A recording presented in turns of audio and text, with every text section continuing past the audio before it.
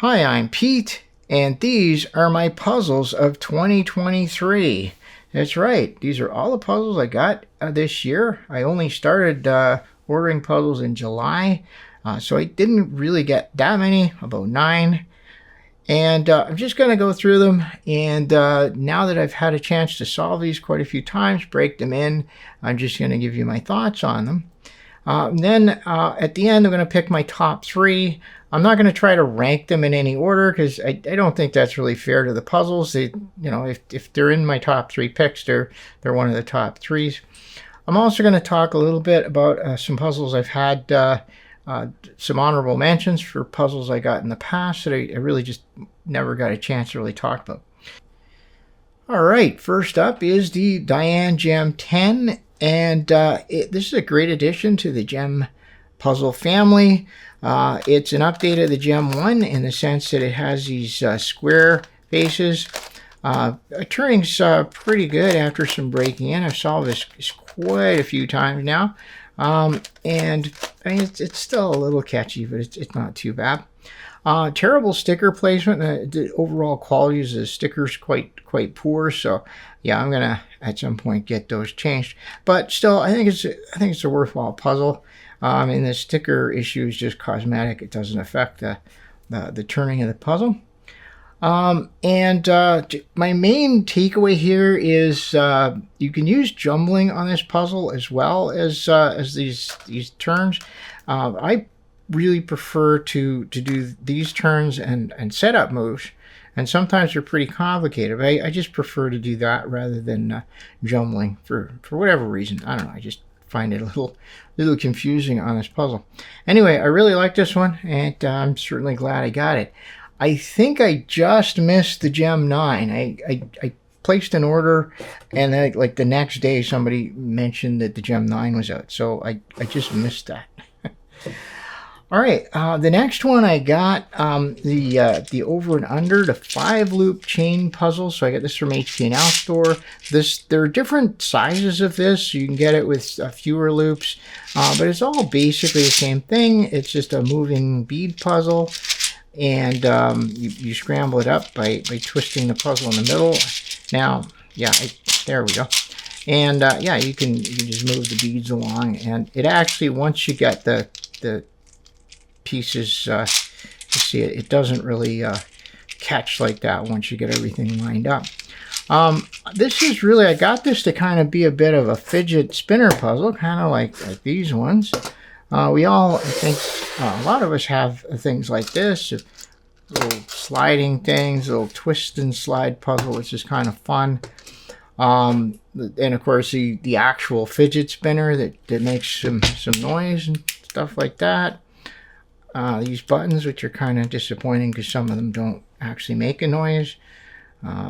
Yeah. So, yeah. And then, of course, this one, which is... this one's about $300, right? Anyway, it makes a nice, satisfying noise.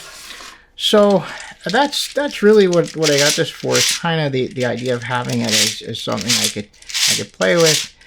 Say I'm sitting on a Zoom call or something like that. But the main issue is it's quite noisy to do that. So the sounds are pleasant, but they are kind of loud. And it has multiple kinds of clicks. Oops, yeah, once you get it started, there we go. So those are some of the clicks it makes. And then it has the clicks of the beads as well. So yeah, I really like this. It's also quite large though, so if you're playing with it at a meeting, it might be kind of distracting as opposed to something small like this. Anyway, this is it, the over and under 5-loop chain puzzle.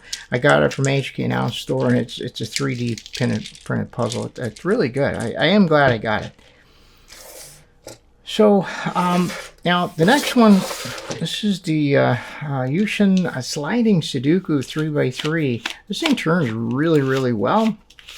The solve is fairly simple, and there are quite a variety of approaches you could take. I've been just using the center rotation algorithm, kind of like that.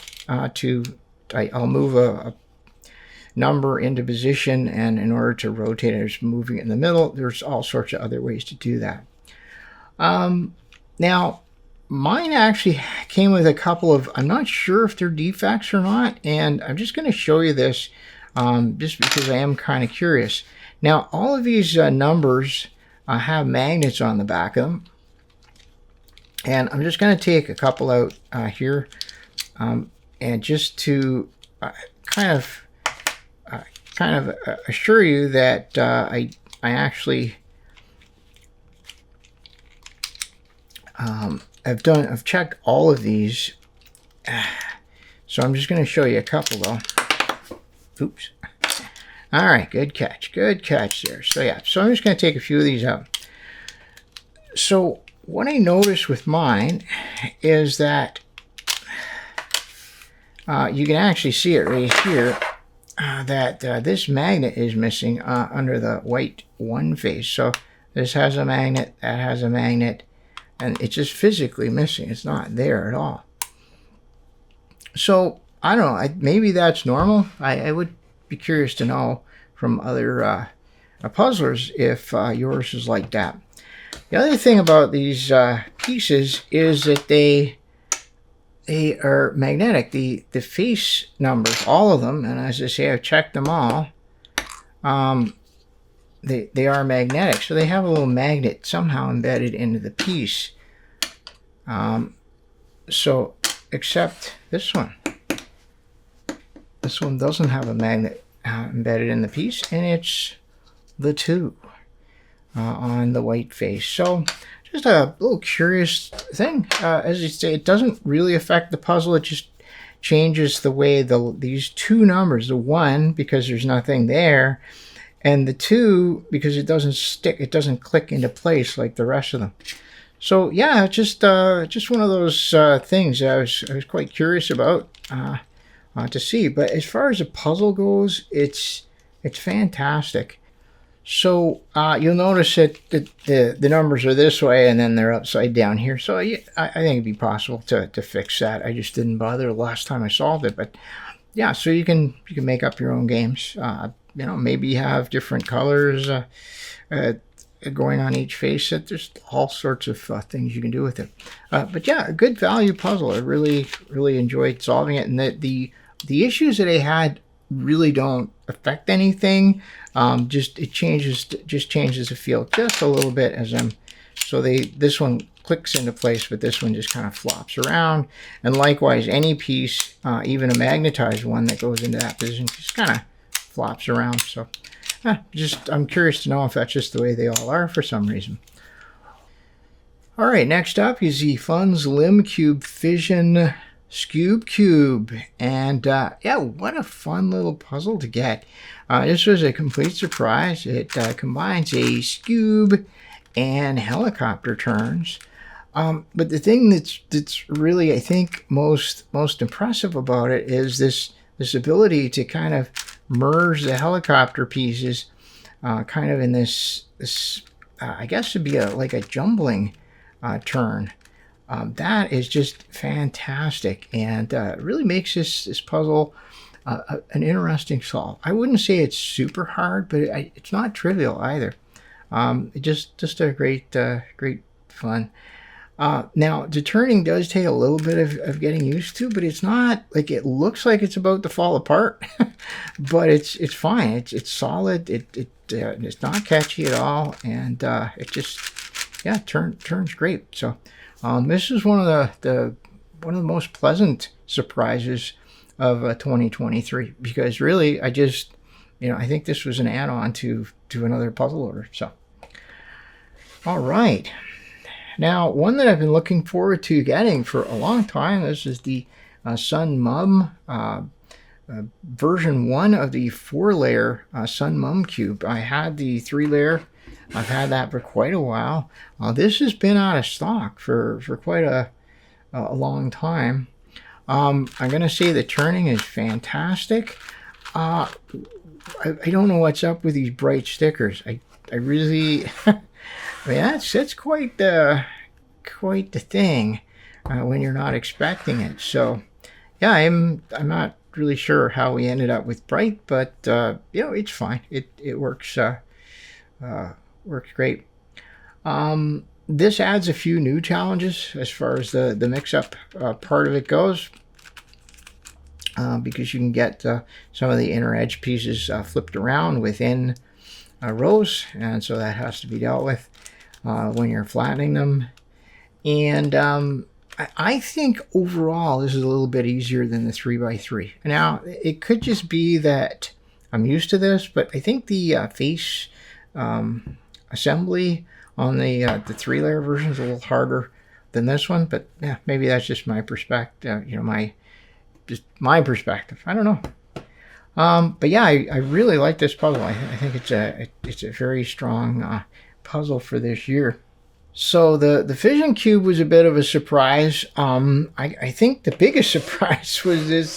This is a Diane Sheng Crazy 2x2x3, and you know, I know I had it out and I showed it off, and I'm saying, yeah, it's just a little circle cube, and without actually realizing that it actually turns. The bottom layer turns. Of course, I should have known that, but. The other little surprise of this puzzle was this M layer. You can do a 90-degree M layer turn and then do a bit of a scramble like that. It just adds a bit more to the scramble on a small puzzle like this. Solving not super hard. I think there's a little. I think you sort of need to know the trick or the kind of the secret.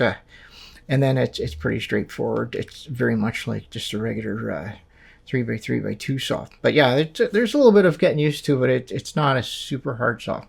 But what a great little puzzle. Just great pocketable puzzle. All right, and now the MF8 Crystal Megaminx Plus or Crazy Crystal. I don't know what they're calling it. But anyway, just what a fantastic puzzle. I had no idea what I was getting. It just, to look at it, it's really hard to tell how it's going to turn.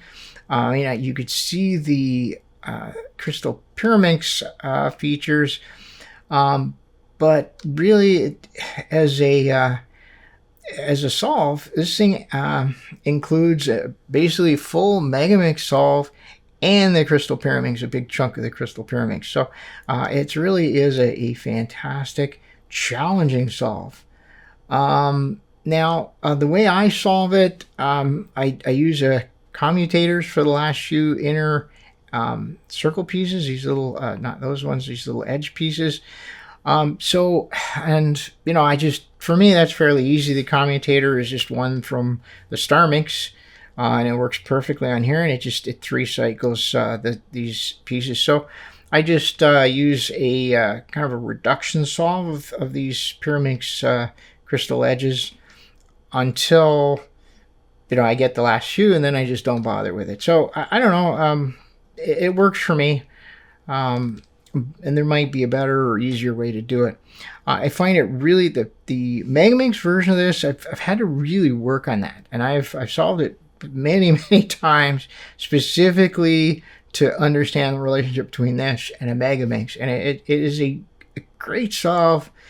In that you're doing different things throughout the solve. You do some solving Megaminx style, and then you do some other stuff, and it really I can't praise this highly enough. It's one of the best puzzles certainly I got this year. All right, so next up, a nice little surprise here is the this is the Sengso circular 5x5x5 circular 5x5x5.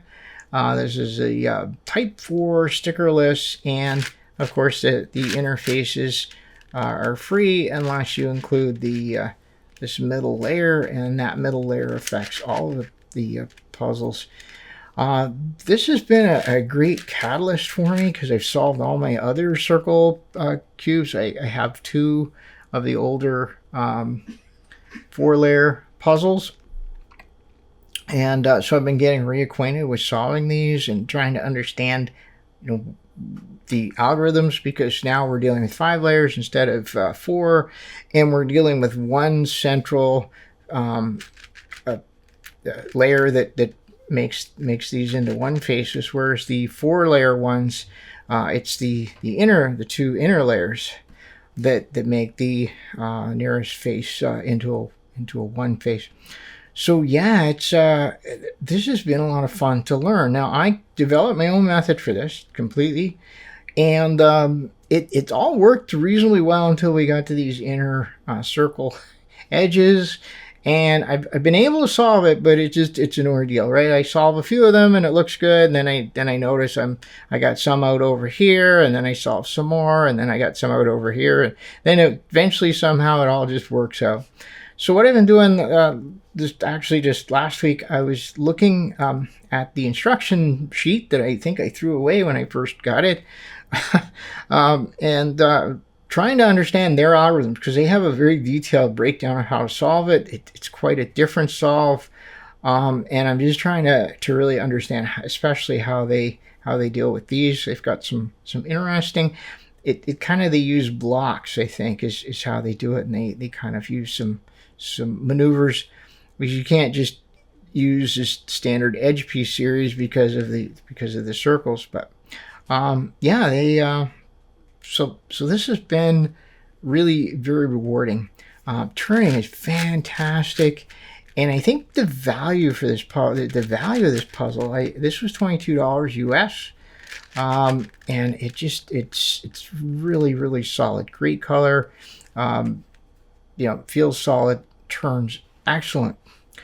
So and then that leads me to the next one. Now I'm going to say I really like this puzzle and it's great, but this is just $2 less than this one. So this was $20, and just looking at it, I don't know how clear it is on camera, but you can see this color isn't all that good.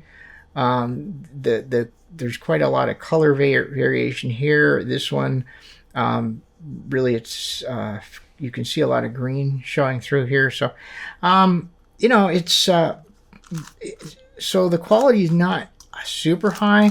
Having said that, turning is pretty good, and as far as the puzzle goes, it's a really fun puzzle. It has all of these different features. They managed to give you a 2x2 sort of a helicopter cube, kind of, except, well, it's more of a bubbleoid, because these little pieces can move, and then a vertex turner, all in one go. So I guess you get a lot of puzzling. There's a lot of stuff happening in this puzzle, and as I say, it does turn really well. Some of the moves are a little catchy, but it just, I think you can sort of get used to it. But yeah, you have to squeeze these layers together, because they move so freely that when you're trying to turn an edge, you just have to kind of hold it, and then it's fine. I'm going to put it on that desk, and it also turns well. So yeah, the solve of this is interesting. There's a lot to do, yeah, so I'm glad I got it. I think this is closer. I think this would have been better as an $18 or $15 puzzle instead of a $20 puzzle. But yeah, I'm still glad I got it. So this is the Yuxin Little Magic Corner Helicopter 2x2. Little Magic, and it's quite a bit smaller than some of these other puzzles. But yeah, I'd say this is a great bus or train if you take public transit. Good sort of puzzle to have in your pocket and kind of go through it. All right, well, I've shown you all my puzzles, all the overall. So I picked 3 puzzles that are my top, and again, I didn't rank them because I really don't feel like that's fair. But so my one of my top 3 picks is the Sun Mum Cube. I think it's a really great variation on the theme. Turns well, great sticker placement. I'm calling it a medium challenge solve. Consistent throughout the solve. It's about a medium challenge. I don't think there's super easy parts or super hard parts. It's just a nice medium solve. Great replay value. And I'm just happy to have another good quality mix-up cube, because we've had a bit of hit and miss with the mix-up different variants that we've had. We have the really good Sun Mum Cube, this one, and I'm glad that we have that. So this is one of my top 3 picks. Again, they're not in any particular order or ranking. And of course, I think there'd be no surprise at the Crystal Megaminx. This is just a well-rounded puzzle. The turning's great.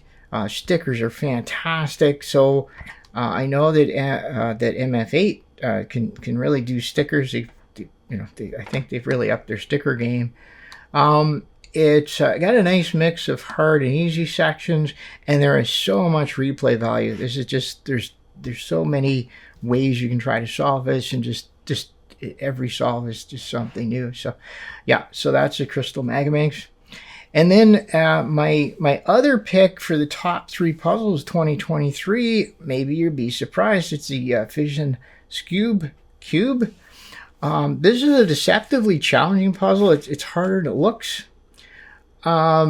It has this innovation of Scube and helicopter, which I really like. I enjoy the jumbling type of solve where you're switching pieces with the jumbling turn.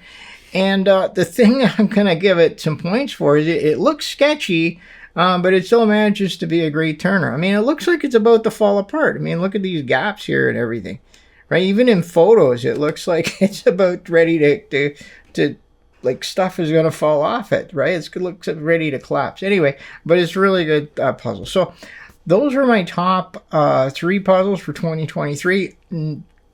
Taking nothing away from all the other puzzles, they're great. They're fantastic. It's been a great year for puzzles for me. Even though I only had 9, I think that's good. It gives me time to get to know each and every one of them.